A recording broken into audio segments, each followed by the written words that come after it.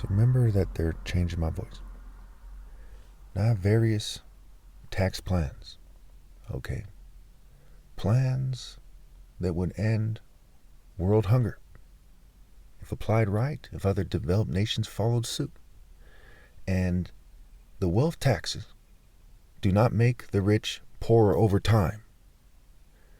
They actually, with everything considered, should be richer over time. And if you're somebody worth, say, $3 million and you have an income, okay, every year you should be worth more than the year before, unless you're spending money recklessly. Then you're on the way down anyway. And with these plans, we could build so many houses. 2 million houses, 2 million units, a year. Tiny homes and small homes.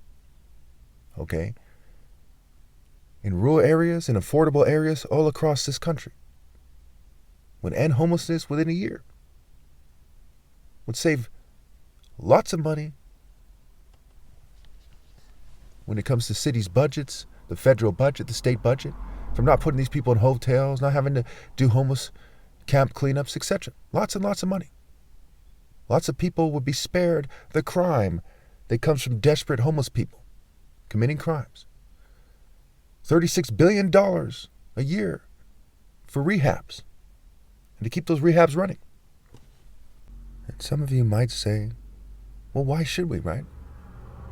Well, because the policies of the developed nations, the so-called developed nations, have really done damage to the underdeveloped nations. I mean, look at the Cold War. It wasn't that long ago. In fact, the Cold War, in a sense, continues to this day.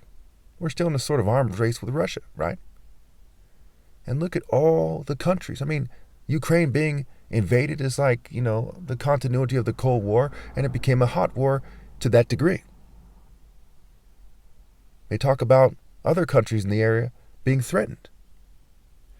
So we know that developed nations scramble to influence the politics of underdeveloped nations. And they do not have the intelligence agencies with their capabilities the same way that developed nations do. Our corporations affect their processes. Remember, it was Gaddafi, and I'm not promoting him or insulting him in this video, who brought up that they weren't making their own stuff in Libya. They said, why don't they make Coca-Cola in Libya, their own version of it, right? Because developed nations won't let them. We look at the diamond trade. It's clear cut. We look at child exploitation when it comes to labor. Clear cut. These countries are held down because of the policies of developed nations and their corporate activities. And don't get me started on the drug trade. That's a problem that came from developed nations when it comes to drugs on a large scale.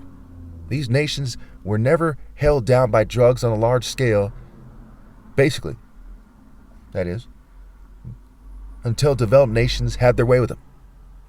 So this is like this multi-pronged attack. They're working the angles on them, and they come here desperate after people with Western philosophies and Eastern philosophies. Okay? In terms of when communism went from Germany to Russia and changed form. They have the same philosophies, social plans, government activities, social clubs, you name it. Give or take. That developed nations have. It is those ideologies that trash their nations and cause them to scramble in large numbers from all over the world to come here. Because we don't just mess up Mexico with our drug consumption in America. We mess up the whole world. All the way down to South America, across the world, into Africa and the Middle East, the whole world. Asia, the islands. They prostitute themselves, like in the Philippines and Thailand, and it's not enough. They're still struggling. We screwed up their country so much that even when they sell themselves to feed their kids, it's not enough. You don't think that's sick? You don't think that if we could tax people in an affordable way, that we shouldn't scramble to feed those people, those 9 million people who starve to death a year, for example, and die of hunger-related issues?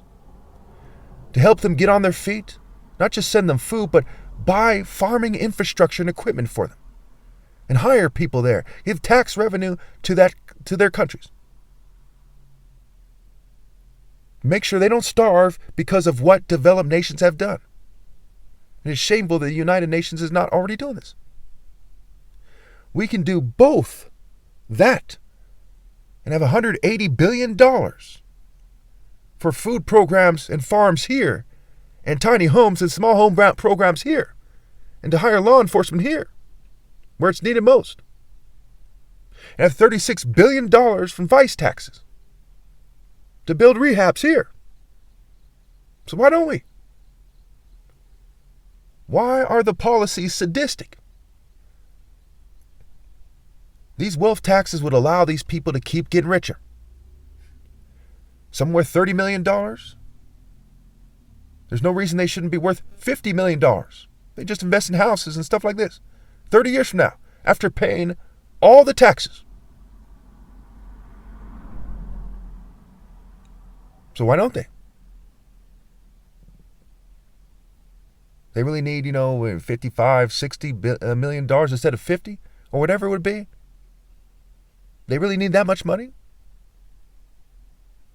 What do they need the extra $10 million for when they have $50 million? 10, 12, 15 million for? What do they need it for? Your right to exploit the system? To have the extra $10, $15 million as a 30 millionaire? Is nowhere near as significant and important as the victim's right to get fed and housed. There is no other way to look at it. What kind of monster would disagree? If you are a Christian conservative, what about Isaiah 58? What about doing for the least of the brethren? Those people who are more honest and decent than you. Because if the tables were turned, many of them would feed you and house you, but you shamelessly turn your backs on them and call yourselves Christians. Heartbreaking. People who come here after being raped and exploited by the cartels. You are lynching people at the border. It is a modern day lynching, where the cartels and other unsavory characters are helping you do it. They're being raped and killed. They're dying on the way.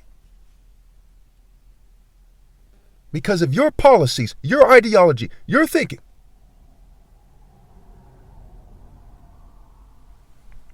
It's time to stop, and it's time to feed the hungry, to clothe the poor and the wanderer. It's time to house them, build tiny homes by the border. It's time to work with Mexico and other countries to ensure them safe passage, so they don't have to give money to the cartels that are oppressing them in their countries. There's no other way to look at this. It is impossible to hear this video and to think that I'm wrong. If you are to argue that morality doesn't exist and you should be able to exploit everyone and abuse everyone and be immoral, then shouldn't you be flogged to the death while people mock you and make fun of you? Because morals don't matter, right? And I'm not saying you should treat them that way. But the point is, yes, morality matters. There's supposed to be liberty and justice for all, not injustice for all. And by liberty, I mean true freedom. Not freedom within the boundaries of immorality. That's called being sick. That's called being insane. That's called being a slave. Your Bible says, whoever sins is a slave to sin.